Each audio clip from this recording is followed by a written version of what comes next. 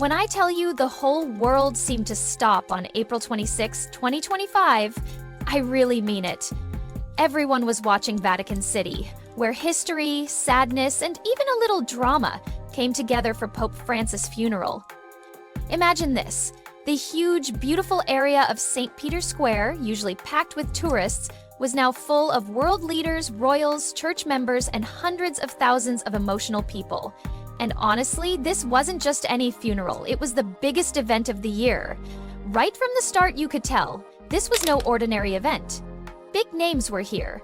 UN Secretary General Antonio Guterres arrived next, looking very serious and respectful. And then, French President Emmanuel Macron showed up, cool and confident, sharing warm greetings with Armenian President Vahan Khachaturian like they were old friends from college. And about Germany? They didn't send just one leader, they sent two, Chancellor Olaf Scholz and President Frank-Walter Steinmeier. Talk about showing up strong. Then came UK Prime Minister Keir Starmer, looking like he was really feeling the importance of the moment as he walked inside. And not far from him, Argentine President Javier Milei was waving at the crowd like he was a rock star at a big music festival. It was definitely a sight to see. And the royals? Oh, they didn't just send a letter, they showed up in person. Prince William came for the UK, standing tall and serious like he always does. It felt like a red carpet event, but for world leaders. Norway's Crown Prince Haakon and his beautiful wife Crown Princess Mette-Marit made a grand entrance. And when Sweden's King Carl Gustaf and Spain's King Felipe XVI arrived, you could almost feel the long history of royalty in the air. It didn't stop there. Italian President Sergio Mattarella and Prime Minister Giorgio Meloni walked in, and you could hear the quiet excitement in the crowd.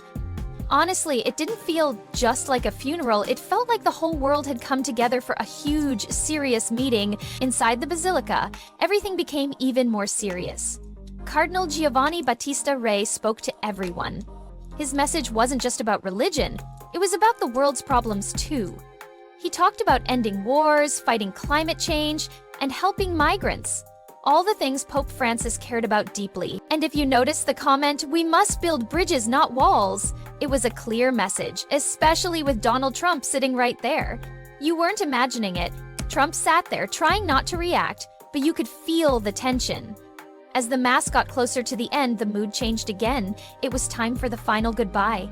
The cardinals, dressed in their beautiful robes, started walking slowly into the main part of St. Peter's Basilica. Right behind them was the coffin of Pope Francis, simple, with zinc lining, no gold decorations, no extra layers like past popes had, just simple wood, exactly how Francis had lived his life. The people carrying the coffin moved forward and everyone held their breath.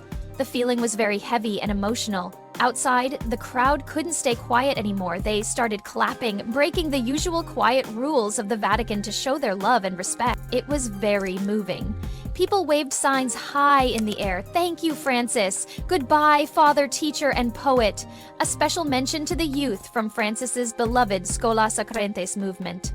Finally, the pallbearers carried Francis' coffin into the huge, quiet heart of the basilica. And just like that, a big chapter in history came to an end. But there was more happening than what we saw on TV. There were whispers inside the Vatican about a private meeting between none other than Donald Trump and Ukrainian President Volodymyr Zelensky.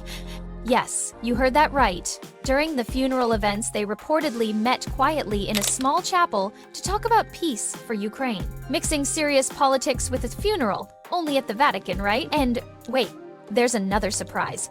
Pope Francis broke a 100-year-old tradition. Usually, popes are buried inside the Vatican with the other popes. But Francis said no. He wanted to be buried at the Basilica of St. Mary Major, about 5.5 kilometers away.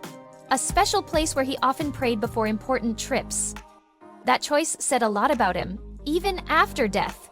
Simplicity, humility, service, and even his coffin? It showed the same message.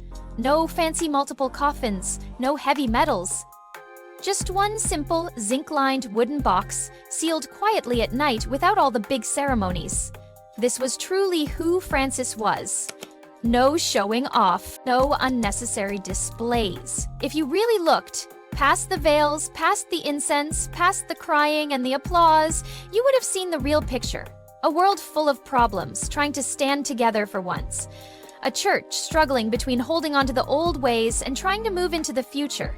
Leaders playing their games, even in a holy place. And through all of it, the spirit of Pope Francis, the humble leader, the people's pope, stayed in the air. If you listened closely, you could almost hear his final message whispered by the Roman wind.